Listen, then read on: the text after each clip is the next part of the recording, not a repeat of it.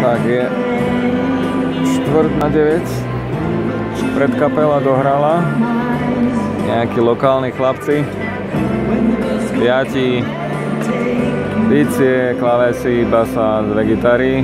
Jeden z gitaristov spieval, ale bol hlavný solový spevák a nejaký tam background vocals boli klávesák a basák, aj druhý gitarista trochu. No, neohúrili. Taký normálny, stredný prúd.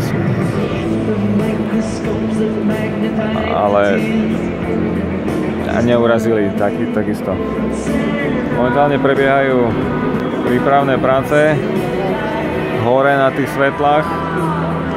2 chlapíci sa tam nechali vyťahnuť nejakou kladkou a zrejme svetelné efekty upravujú. Celkom ma tiež zaujímať, čo tieto... Tam ten zadný kruh, ktorý je zvislý, je zrejme stacionárny, ale tento tu pred ním, tento necelý kruh, som zvedavý, čo z toho zíde, lebo mám taký pocit, že to sú nejaké extra svetla, ktoré asi nie sú ešte v definitívnej polohe. Tak po stránke osvetlenia asi tiež to bude niečo iné, než len nejaký suchý základ, lebo títo chlapci, čo to hrali teraz, tak tam v podstate ich osvetľovalo len zo pár svetiel a sem tam do hľadiska, do publika niečo. Ale čo sa týka počtu ľudí, tak sa to celkom slušne zaplňa.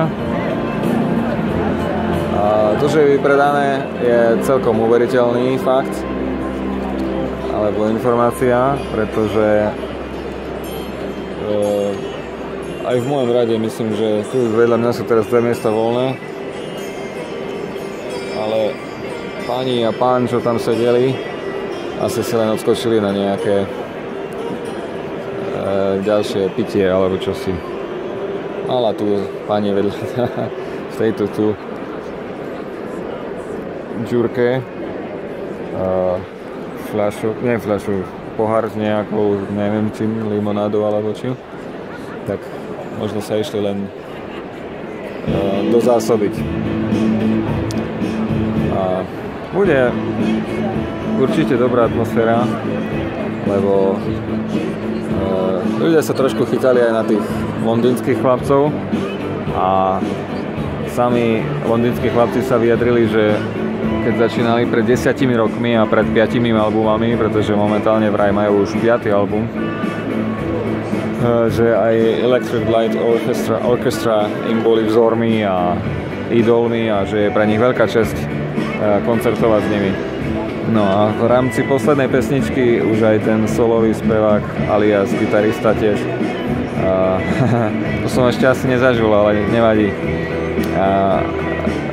Nabádal ľudí k tomu, aby spievali ELO, ELO, čiže kašlite na nás, už to nejako s nami vydržte do konca tej poslednej pesničky. My vieme, že ste aj tak prišli na tú skupinu, ktorá ešte len príde na pódium. Takže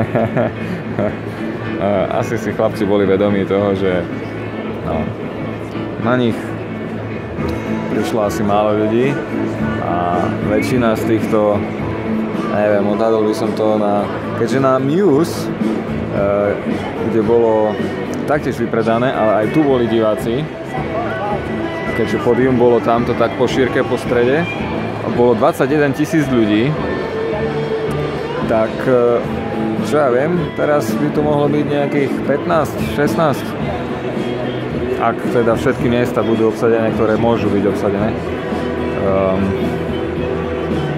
Je tu určite dosť ľudí. Dosť na to, aby sa dalo povedať, že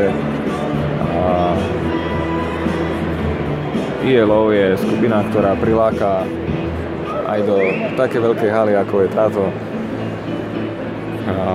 plné hľadisko. Tak, už sa tu spustila nejaká opona dočasná. Možno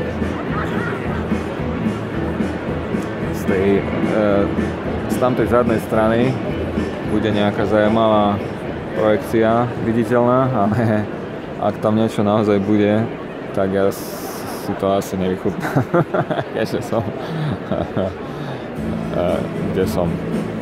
OK, zatiaľ končím, ozvem sa počas, nie že už sa asi ozývať nebudem, lebo už bude počuť skupinu, ale zaznamenám určite zo pár pesniček. Tak sa zatiaľ majte a užite si koncert so mnou.